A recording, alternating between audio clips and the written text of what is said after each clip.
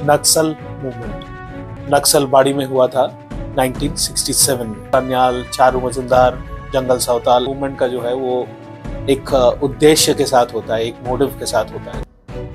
एक चीज बता देता हूँ दोस्तों, स्काउट उसे कहते हैं, खासकर मेरे सिविलियन भाइयों के लिए, जब कोई टीम, स्मॉल टीम मूवमेंट करती है जंगल के अंदर या रास्तों के अंदर, तो स्काउट जो होता है वो नजरदारी रखता है आगे से कोई अटैक आ रहा है कि नहीं, और जो है बाहर की फंडिंग का इस्तेमाल करते हैं। एनजीओ के द्वारा जो है काफी पैसा आता है।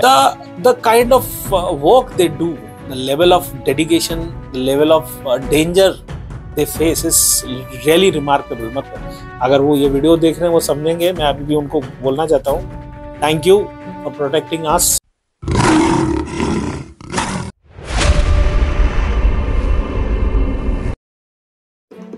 नमस्कार, आप सबका फिर से स्वागत है ब्रावो टैक्टिकल्स इंडिया में। और दोस्तों, आज हम बात करने वाले हैं इंडिया के एक ऐसे काला चैप्टर का जिसका नाम है नक्सल मूवमेंट।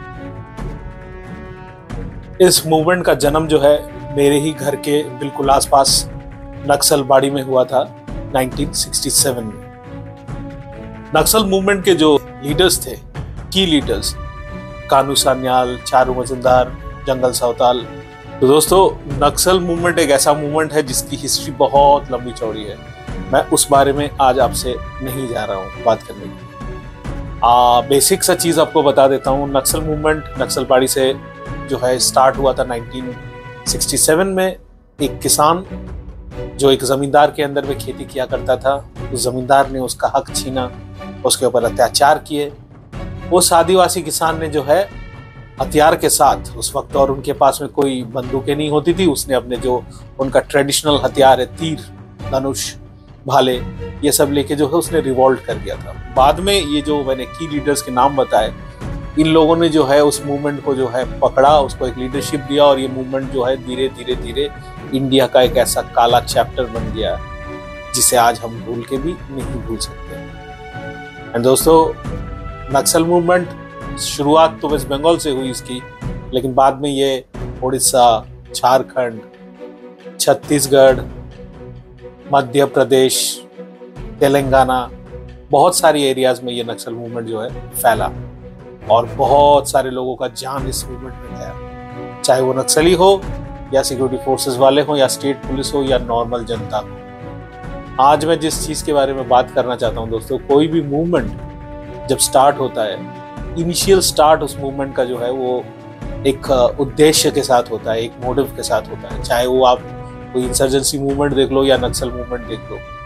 नक्सल मूवमेंट भी एक उद्देश्य के साथ स्टार्ट हुआ था कि हमारे जो देश में है, हम एक इक्वालिटी लाएंगे, कोई हद से ज़्यादा पैसे वाला नहीं होगा, गरीब और पैसे वाले के बीच में इतना ज़्यादा फर्क नहीं होगा। मैं कोई जजमेंट देने वाला इंसान नहीं हूँ कि वो अच्छी है बात है या बुरी बात है, बट उसका जो शुरुआती दौर था वो एक कॉज के साथ शुरू हुआ। लेकिन अभी जो चल रहा है वो किसी कॉज के लिए नहीं चल रहा है। अभी मॉडर्न नक्सल्स देश विरोधी काम कर रहे हैं, देश को तोड़ने की बात कर रहे हैं, जो कि बिल्कुल सही नहीं है। मैं बात करने वाला हूं नक्सल मूवमेंट के अटैकिंग पैटर्न के बारे में, कि अटैकिंग स्ट्रेटजी। अगर आप माओइस्ट आइडियोलॉजी को फॉलो करते हो या आप माओइस्ट आइडियोलॉजी के बारे में किताब पढ़ोगे तो आपको पता चलेगा ये जो मूवमेंट है दोस्तों, ये गरीब आदिवासियों के साथ स्टार्ट हुआ था।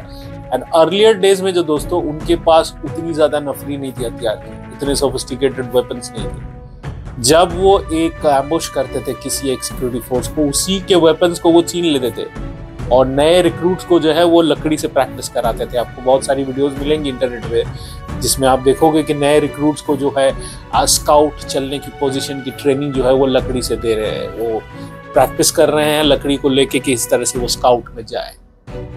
एक चीज बता देता हूँ दोस्तों, स्काउट उसे कहते हैं, खासकर मेरे सिविलियन भाइयों के लिए, जब कोई टीम, स्मॉल टीम मूवमेंट करती है जंगल के अंदर या रास्तों के अंदर, तो स्काउट जो होता है वो नजरदारी रखता है आगे से कोई अटैक आ रहा है कि नहीं, और सबसे पहले स्काउट ही रिएक्ट करता है किसी एम्बुश के अटैकिंग पे।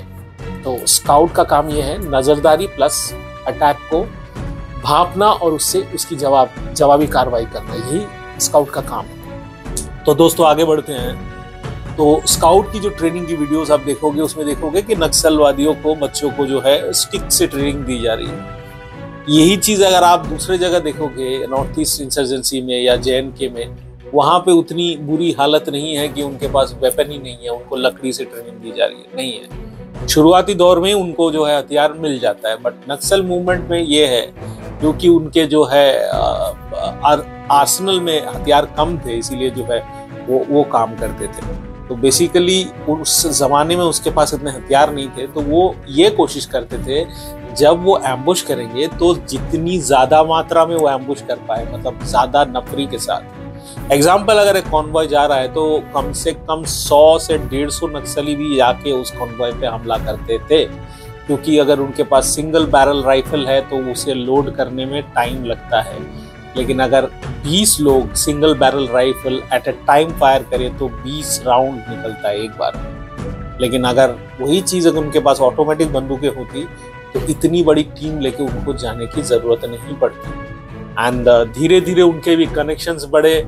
जब मॉडर्न नक्सलिज्म जो है अपने उस पे पीक पे पहुंचा, रेड कॉरिडोर तैयार हुआ, तो उनके कॉन्टैक्ट्स भी बढ़े आर्म्स डीलर्स के साथ। और आर्म्स डीलर्स ये नहीं कि लोकल आर्म्स डीलर्स, उन्हें भी सोफिस्टिकेटेड आर्म्स मिलने लगे। हमारे वेस्ट बंगाल में जब नक्सल मूवमेंट पीक पकड़ा तब बहुत सारे अच्छे अच्छे स्टूडेंट इस मूवमेंट के साथ जुड़े हुए थे, डॉक्टर, इंजीनियर्स, बहुत सारे किलिंग्स हुए हैं कैलकाटा में।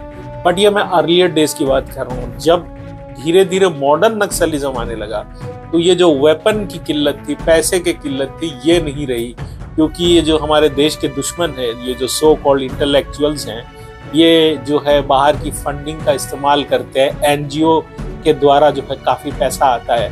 और आप किशन जी बोल के हमारे एक लीडर हुआ करते थे वेस्ट बंगाल में, उनका काफी बार इंटरव्यू आप अगर देखोगे तो वो एक जो है एक टावल डाल के, एक गमछा डाल के वो इंटरव्यू देते थे, और उनके पीठ पर सिर्फ एक AK-47 लटकता था, बाकी कैडर्स के पास नहीं था। और उनके जो सेकेंड इन कमांड थे उनके पास एक इंसास राइफल। तो ये जो स्ट्रैटेजीज हैं उनकी चेंज होने लगी। धीरे धीरे जो है मॉडर्न नक्सलिज्म घुसा और उनको हथियार की और अच्छी नफरी मिलने लगी, उनको बहुत सारे अच्छे हथियार मिलने लगे और डेंसिटी ऑफ अटैक जो है वो बढ़ने लगा। बट रिसेंटली हमारे जो अमित शाह जी हैं, उन्होंने एक ऑल आउट नक्सल मूवमेंट का जो है आगाज किया था, जिसके वजह से जो CRPF है, कोबरा बटालियन है, और वहाँ पे जो बस्तर फाइटर्स हैं, जो स्टेट पुलिस के जो कैडर्स हैं, वो लोग बहुत अच्छा काम कर रहे हैं। PF का जो सैक्रिफाइस है, CRPF को हम सेंट्रल रिजर्व पुलिस फोर्स को हम सोचते हैं कि कभी कभी मैं देखता हूँ, जब मैं असम में पोस्टेड था, पीपल यूज्ड टू से कि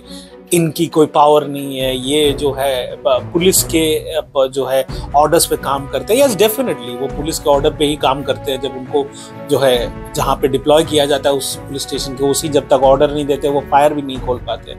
JNK में आपने देखा होगा कि सारा पथराव उनके ऊपर आता है। The kind of work they do, the level of dedication, the level of danger they face is really remarkable। मतलब मैं क्या कहूँ, जिस तरीके की सुविधा स्पेशल फोर्सेस को मिलती है, नाइट विजन से लेके टैक्टिकल वेस्ट, मैं एक्चुअली कहूँगा टैक्टिकल रिग, इनको तो नॉर्मल सा इक्विपमेंट्स मिलता है। अभी बहुत सारे चेंजेस हुए हैं, अच्छे अच्छे इक्विपमेंट्स उन्होंने भी खरीदे हैं। उन्होंने इजरायली जो है टबोर भी उनके पास है, टबोर का एक और मॉडल है जो उनके पास है, X95, और जो है उनके पास काफ़ी अच्छे स्नाइपर्स राइफल्स भी हैं। अभी UBGL तो पहले से ही उनके पास रहता था, under barrel grenade launcher UBGL।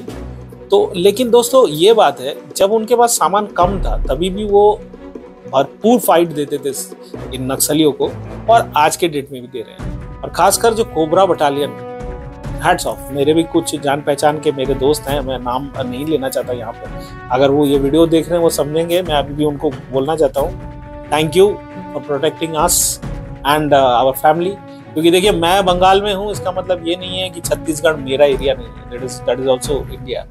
अब मैं यहाँ हूँ, उड़ीसा मेरा एरिया नहीं है, that is not the point. And ये जो चीज़ें हैं ना, एग्जाम्पल बॉम्बे, हम सब सोचते हैं Bombay is metropolitan city, film industry, हमारी बिजनेस, सब कुछ। आपने कभी ये जानते हैं, आप लोगों से बहुत कम लोग जानते हैं, बॉम्बे में गढ़चिरौली, वेरी डेडली नक्सल प्रोन एरिया, बहुत कम लोग जानते हैं। मेरे यहाँ पे तो बहुत कम दोस्त हैं जिनको गढ़चिरौली बोलने से उन लोग जानते हैं। तो ये एरिया जो है पूरा नक्सल प्रोन एरिया है। यहाँ पे लोकल पुलिस का एफर्ट, सीआरपीएफ का एफर्ट रिमार्केबल है। जिस तरीके का उन लोग कॉम्बैट उनको दे रहे हैं, जिस तरीके से, और सबसे बड़ी बात है दोस्तों, ट्रेनिंग आप कितनी भी अच्छी कर लो, जब तक आप रियल लाइफ सिचुएशन में जाके जो वो फायरिंग फेस नहीं करते, वो एक्सपीरियंस आपको कभी नहीं मिलेगा। आप चाहे दुनिया के सबसे अच्छे इक्विपमेंट से ट्रेनिंग कर लो, सबसे अच्छे जगह पे जाके आप ट्रेनिंग कर लो, आपको वो चीज़ कभी नहीं मिलेगी। आज की डेट में British SAS special air service, US navy seals, JSOC, आप डेल्टा फोर्स, ग्रीन बरेट, जिनका भी बात कर लो, ये सब अच्छे क्यों है? इनको वो बैटल ग्राउंड मिला है, इन्होंने जाके रियल लाइफ में वो फाइटिंग किया है, तभी जाके जो है ये लोग को वो जो है धीरे धीरे इवॉल्व हुए हैं, वो उनको जो वो टेक्निक्स है वो पता चले।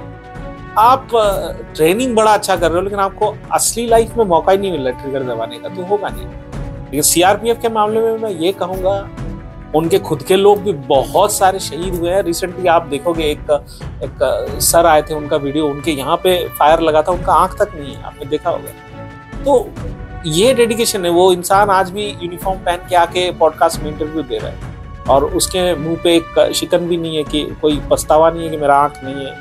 दिस इज कॉल्ड देशभक्ति, यही है देशभक्ति। तो दोस्तों, CRPF cobra battalion, Bastar police की जो अभी नई यूनिट निकली है, स्पेशली वुमेन्स को लेकर, लड़कियों को काउंटर इंसर्जेंसी ऑपरेशन में डालना, जंगल वॉरफेयर, गुरिल्ला वॉरफेयर में डालना, ये तो मतलब हमारे कल्पना से भी बाहर थी। अभी हो रहा है, they are doing, they are fighting with this Naxals, कि अब नक्सल्स को जो है पूरी तरह से मिटा दिया जाएगा, नो कॉम्प्रोमाइज, नो टॉक। तो वो हुआ है। बहुत सारे प्रोमिनेंट लीडर्स जो है वो मारे गए हैं, और जो भी थोड़े मोड़े बचे हुए हैं वो भी साफ हो जाएंगे। क्योंकि देखिए, सिक्योरिटी फोर्स जब कुछ ठान लेता है, तो ये नक्सल, माओइस्ट, ये सब कुछ नहीं है। और सबसे बड़ा खतरा जो मैं कहता हूँ दोस्तों, वो ये नक्सलवादी नहीं है, वो है हमारे अंदर में छुपे हुए ये जो so called intellectual, white collar people, ये लोग सबसे बड़े खतरे हैं हमारे समाज के लिए, हमारे देश के लिए। ये जाके ये लेक्चर देंगे, ठीक जो चीज देश विरोधी है वही वो करेंगे। इनको सफाया करना सबसे जरूरी है मेरे हिसाब से। इनके लिए एक ऑल आउट ऑपरेशन डिक्लेयर होना चाहिए। तो सीआरपीएफ को आगे से जब भी आप देखो, रेस्पेक्ट की नजरों से देखो। आज के डेट में भी उन लोग लड़ रहे हैं, पूरी ताकत से लड़ रहे हैं।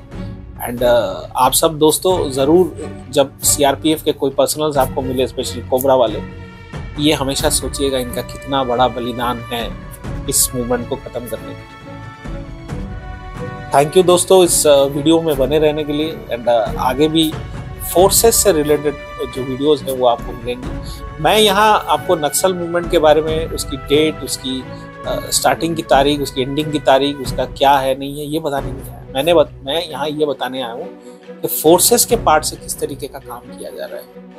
तो चलिए दोस्तों, थैंक यू वीडियो में बने रहने के लिए। आगे भी मैं आपके साथ और अच्छे वीडियोस शेयर करने की कोशिश करूँगा, मेरी तो कोशिश ही रहती है हमेशा। एंड आप भी अगर हो सके कोशिश कीजिए हमारे चैनल को लाइक, सब्सक्राइब और कमेंट करने के लिए, तो उससे हमें थोड़ा सा सपोर्ट मिल जाएगा। एंड हमारे साथ जुड़े रहिए, बने रहिए, स्वस्थ रहिए, फिट रहिए। जय हिंद, जय भारत।